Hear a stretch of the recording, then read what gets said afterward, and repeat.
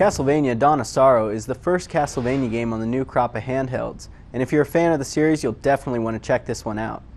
The game stars Soma Cruz, who you probably remember as the hero from Aria of Sorrow on the Game Boy Advance. Soma is basically the next Dracula, except for he isn't evil and he'd rather do his own thing than become the next Dark Lord. Dawn of Sorrow takes place a year after the events in Aria of Sorrow. Soma is just hanging out one day when, out of nowhere, some crazy woman named Celia attacks him. Soma easily fights off the attack and finds out that Celia is actually a high priestess in a new cult that is looking to resurrect Dracula. Since Soma already prevented that from happening once before, the cult tries to put the hit on him before he can foil their plans. Of course, Soma is having none of that, so he heads to the cult's secret base, determined to put a stop to their wicked ways.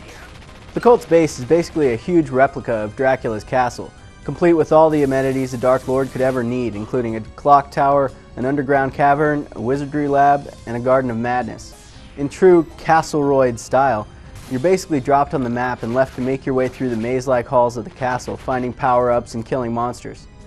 You start out pretty weak, and for some reason when going to take on an evil cult, Soma only thinks to bring a little knife. That doesn't matter much though, because you'll quickly start earning experience and leveling up, which in turn makes you stronger. You'll also find all kinds of weapons throughout the game, or you can save up your money and buy weapons from the merchant. As you kill guys, you'll also collect souls. You can then equip these souls to get special powers, which really comes in handy. There are more than 100 different monsters in the game, so you'll really have quite an arsenal of powers if you collect them all. Using the souls, you can throw axes, turn into a bat, or even grow a huge tail. It's pretty fun to try out all the combinations to see what special abilities work best on various enemies. Souls can also be used to power up your weapons. You can visit Yoko to have her fuse souls with your weapons, thus creating much more powerful weapons. You can't use the soul though once it's fused with a weapon, so you might want to keep some spare souls handy. If you change your mind though, you can unfuse the soul from the weapon whenever you want. So, what do you do when you aren't fighting dudes and stealing their souls? You draw magic symbols, of course. Drawing magic symbols is one of the unique facets of Castlevania on the DS. When you beat a boss down enough, they'll get weak, and at that point you can quickly trace the magic symbol on the touchscreen. If you do it correctly, the boss will be sealed away forever. If you fail, the boss will regain some health and you'll have to beat him down all over again. It's a bit awkward to transition between the button mashing of a boss fight and drawing symbols on the touchscreen, but luckily the game is pretty forgiving when it comes to your tracing abilities. So if you can't draw a straight line because you're trembling with excitement, you'll still be able to seal away any boss with only 1 or 2 tries. The symbols do get more complex as you play through the game, but they never get too crazy. The touchscreen is also used to break crystal blocks and guide your familiars around, but for the most part this game plays just like any other Castlevania game. Dawn of Sorrow looks a lot like previous Castlevania games, but even better. The backgrounds are finely detailed and they look really cool.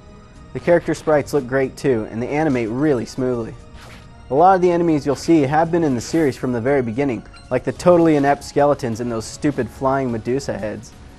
There are some new bad guys as well though, and both old and new enemies look really great.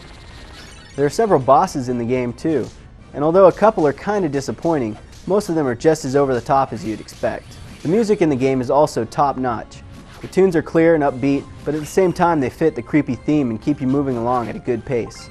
You can burn through the game in 4 or 5 hours if you know what you're doing, but you'll miss out on a lot of stuff if you do that.